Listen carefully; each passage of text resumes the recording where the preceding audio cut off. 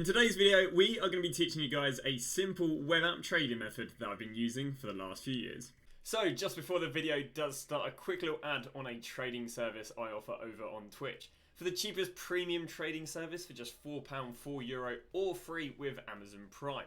You'll get yourself daily trading and investing guides covering both Xbox and PlayStation with an array of different techniques depending on your budget.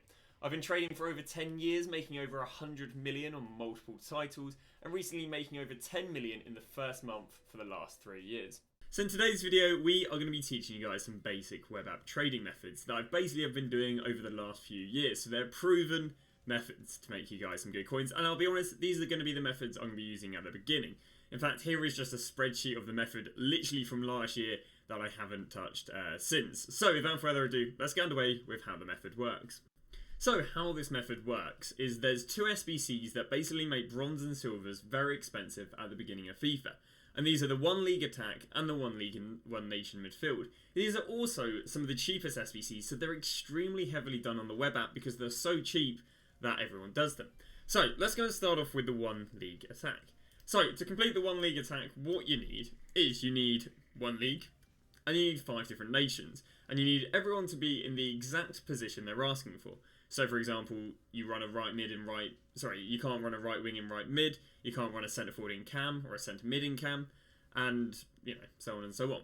So what this basically needs is you need to pick a league, and a lot of people pick the minor championship league, so the EFL2 and the EFL3. They'll also go and pick maybe the Bundesliga because that's got 3 leagues.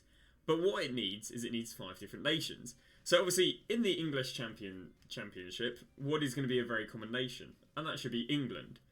But getting non-English players in the EFL Championship can be a little bit harder, especially in certain positions. So let's go and show you that using the database. So right here, I've got a list of all the EFL League 2 players. Now obviously English is going to be very common in the Championship. So we look here and we basically are looking for how many non-English players are there, because you've got to remember, we've got to get 5 different nations in the EFL League 1. Now we move on to the strikers, and we've got ourselves a Northern Irish, we've got ourselves a Welsh, we've got ourselves a Sierra Leone, we've got ourselves a Scotland, we've got Ireland, we've got another Welsh, another Irish, and there's even another 4 pages. So as a result of there being so many players not from England, do we think they're going to be expensive? I mean, the answer to this is no, because if there's a high supply and loads of different players to go and buy, they're not going to be expensive. So strikers, not going to be expensive, at least for this league. Let's have a little look at left mids. So how many left mids are not from England? Well, we've got ourselves Daniels, we've got ourselves Broadhead, and we've got ourselves McPake. So we've gone from a pool of maybe there being like 15 different players not from England to now there being 3. You can also look into this a little bit more and you can see, well, one of them's rare as well, so he might become a little bit more expensive. So as a result, let's have a little look how much Daniels was worth at the beginning of last FIFA and if he would have been good to trade with. So I'm going to go and type Daniels in right now. There we go.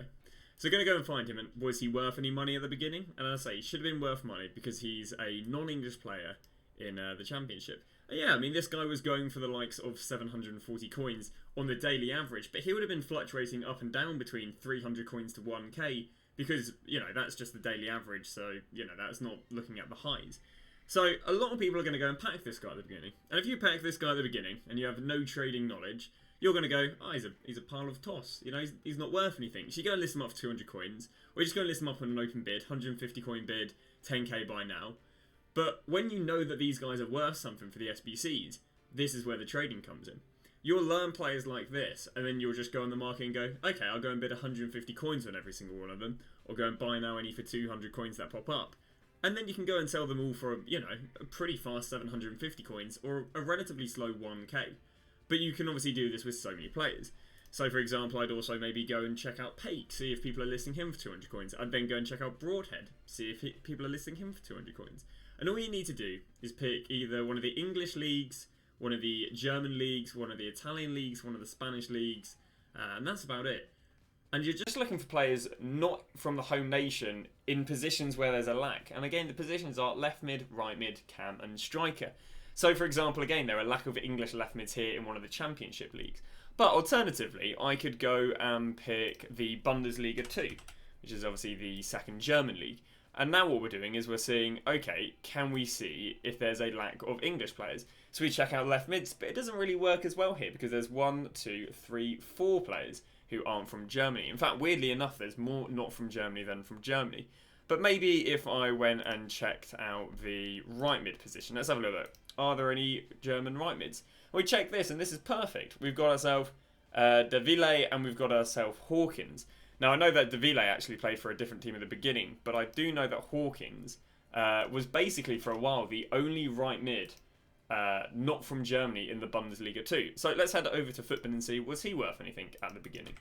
Because by the logic we're applying, he should be worth, you know, a little bit of money. So we're going to head over here, and at the beginning of the game, once again, he was worth 600 coins on the daily average, but he probably would have hit highs of like 800, 900. And even on Xbox right here, we can see that he went up to 1.4 and 1.1k. But again, a lot of people are going to log on and they're going to look at this card and think, that's a load of rubbish. That's a Bundesliga 2 guy. He's got 74 pace, 43 shooting. There's no demand for him. So what this whole method is all about is it's all about making a list of all these players that just look utterly trash. But when you know that they're useful for one of the beginning SBCs, you can go through them one by one, bid 150 coins, or just go and buy now for 200 coins. So what you've got to do is head over to maybe a Footbin, head over to foot.gg, and you've generally just got to go and put these different filters in. So right now, all I've done is I've pressed right mid, only the primary position. I've then gone quality bronze, so I've scrolled down here. I've then gone Bundesliga 2, and I'm just looking at left mid, right mid, can. Okay, can I find one of these positions where there's, you know, less than 3 of these players? And therefore I'll go and write them down. And I'll do this once again for all the top 5 nations minor leagues. So the Championship, the EFL2, the EFL3, the La Liga 2, the Serie B, the Ligue 2. There's some really good players in the Ligue 2 that I think were worth like 1.2k at the beginning of last year. But they look trash, so loads of people listen for 200 coins. And there's 1k for every card, and they're so easy to win because so many people think they look like trash. So that is the first set of players you can trade with, and that is players who play in a minor European nation, or, you know, major, you know, minor European league, sorry, but aren't from the nation of the league. So once again, you've got like Luxembourg and Germany, and you've got America and Germany, but obviously you're not going to look for Germany and Germany because there's loads of them in the German Bundesliga too. So let's move underway with the second set of players to trade with. That these make you a little bit more money, I'd say. So the second SBC that makes bronze and silvers expensive is Nation Midfield. And this is basically the reverse of the SBC we've just done. So previously, it wanted 5 different nations, 1 league. Well, believe it or not, now it needs 1 nation, 5 different leagues. Which is actually a lot more of an awkward requirement, especially when they also require 3 silver players. So for this, a lot of people will go and use the likes of England, because obviously England's got quite a few leagues, so they go, oh, that'd be nice and easy. I'll just go and grab 1 player from each of the English leagues. Well, in reality, people don't use the Premier League.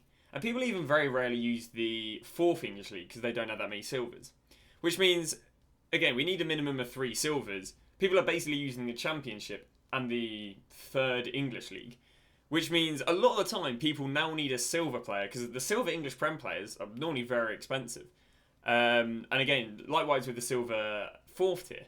So what they're now looking for is they're now looking for English silver players who aren't even playing in an English league. And let me tell you, especially in the specific positions of a left mid, a right mid, a CDM and a cam, these players are rare and very, very expensive. And just like previously, they look like trash. They look so, so bad.